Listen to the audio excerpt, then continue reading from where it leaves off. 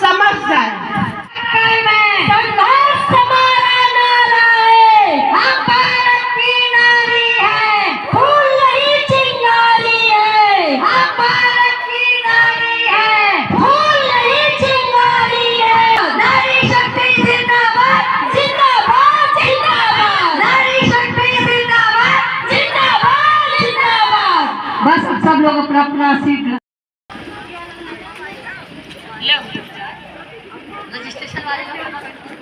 सभी बहनों से एक अनुरोध, जहाँ पर रजिस्ट्रेशन हो रहा है, ठीक है, तो आप लोग जाइए, रजिस्ट्रेशन करवाइए और रजिस्ट्रेशन करवा करके फिर आप आकर के अपनी अपनी जगह में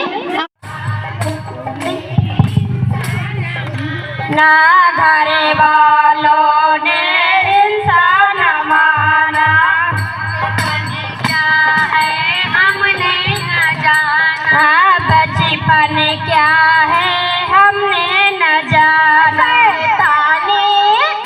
शैतानी करेंगे हमें आज, खुद से वादा करो, शैतानी करेंगे हमें आज, खुद से वादा करो। मनमानी करेंगे हमें आज, खुद से वादा किया है, मनमानी करेंगे हमें आज, खुद से वादा किया है। तरक्की के काबिल हमको न जाना, तरक्की के खातिर हमको न जाना, ठीक न समझा हमको पढ़ाना, ठीक न समझा हमको पढ़ाना। बड़े ज्ञानी बनेंगे हमें आज, खुद से वादा किया, बड़े ज्ञानी बनेंगे हमें आज, खुद से वादा किया। मनमानी करेंगे हमें आज, खुद से वादा किया, मनमानी करेंगे हमें आज, खुद से वादा किया है। जायदाद का बारिश हमको न माना, जायदाद का बारी हमको न माना, दे के दहेज थोड़ा किया रवाना, दे के दहेज किया हमको रवाना। सेठानी बनेंगे हमें आज, खुद से वादा किया, सेठानी बनेंगे हमें आज, खुद से वादा किया। मनमानी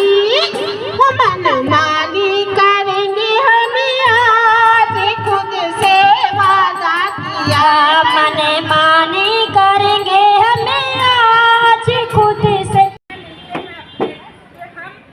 महिलाओं के साथ हो रहे उत्पीड़न के लिए जन जागरूकता फैलाएं और मिलकर सब लोग मिलकर आगे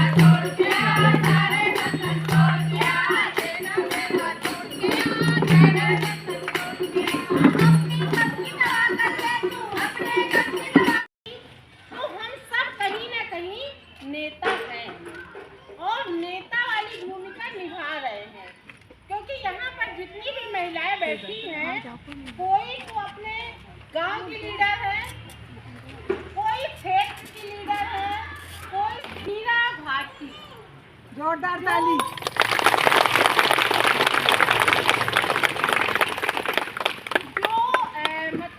मैं उनका अगर परिचय दूँ तो वो हमारे बीच में खास गांव की रहने वाली है। खास का नाम सुना है ना? खास गांव का। अच्छा मानिकपुर हाँ है, तो वहाँ की ये रहने वाली है और आज ये वहाँ से निकल करके देखा जाए आज गांव से मतलब खास गांव को छोड़ा नहीं है, उसको साथ लिए हुए हैं। वहाँ से निकल करके आज ये जिला पंचायत की सदस्य है, चित्रकूट जिला पंचायत की सदस्य है और स्वास्थ्य एवं कल्याण समिति की सदस्य है और उसके बाद चित्रकूट बुंदेलखंड प्रभारी सरदार सेना में भी है।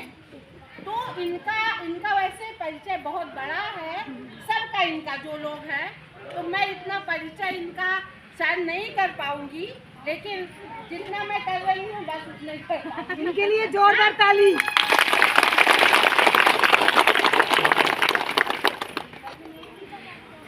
पड़ता है, लेकिन वो जब एक सीट में बैठ जाती है, भले बड़ी कुर्सी में बैठ जाए, लेकिन उनको जब देखा जाता है, उस महिला को देखा जाता है, तो उनकी एक जाति के आधार पे देखा जाता है, एक महिला के आधार पे देखा जाता है। ये होता है कि ये तो महिला है, इसको कुछ पता नहीं है, भले उसको सारी जानकारियाँ हो, उसके हक अधिकार के बारे में जानकारियाँ हो। जैसे मैं एक उदाहरण बता देती हूँ, जैसे अभी हमारे मानिकपुर में एक महिला ब्लॉक प्रमुख बनी है, लेकिन उस कुर्सी में वो महिला नहीं बैठती है और कोई और बैठ के और उस कुर्सी को चला रहा है, और हम में और उनमें ये अंतर होता है। लेकिन उनको ये पता नहीं होता कि हम क्या क्या मजदूरी करके और महिलाओं के बीच में जा करके और हम यहाँ पे आते हैं। दूसरी बात एक और होती है कि जब हम जीत के आते हैं तो हम बिना पैसे के जीत के आते हैं। जो बड़े घरों की महिलाएं यानी जो शोषक लोग होते हैं, जो उनके घर की महिलाएं आती हैं, क्योंकि वो पैसे से जीत के आते हैं, और जब विकास की बात आती है तो जो 2 करोड़ लगाएगा वो पहले अपने जेब भरेगा, इसके बाद विकास करेगा। लेकिन जैसे हम जैसे महिलाएं जब नेता बनते हैं तो क्योंकि हमारा पैसा भी जनता को होता है और वोट भी जनता की होती है, तो हम विकास करते हैं और हमें अपनी जेब की फिक्र नहीं रहती है, और महिलाओं के हक अधिकार की भी लड़ाई लड़ते हैं और उनकी हक अधिकार की मांग करते हैं कि उनको न्याय मिले। सब महिलाएं सलवार सूट पहनती है, लेकिन जो हमारा भेष भी होना चाहिए तो एक अलग तरह का भेष होना चाहिए। जैसे मैं हमेशा कोट पैंट हमेशा ये इस ड्रेस पे रहती हूँ, तो कहीं भी जाती हूँ तो कहते हैं, मतलब जो लोग आपस में चर्चा करते हैं तो वो कहते हैं अरे वही मीरा भारती ना जो कोट पैंट पहनती है, वही जो कुर्ता पैंट पहनती है। तो हमारा जो वेशभूषा है हमें वो भी बदलना बहुत ज़रूरी होता है। और जैसे एक महिलाओं के ऊपर जो पुरुष सत्तात्मक जो यहाँ पे इस भारत में चला आ रहा है कि महिला भले भी ग्रेजुएट हो जाए, भले भी आगे बढ़ जाए, लेकिन वो कहते हैं कि महिलाओं के तो घुटनों में उनकी सोच रहती है। जो ये सोच रखते हैं, मैं तो कहती हूँ कि ये तो गलत है।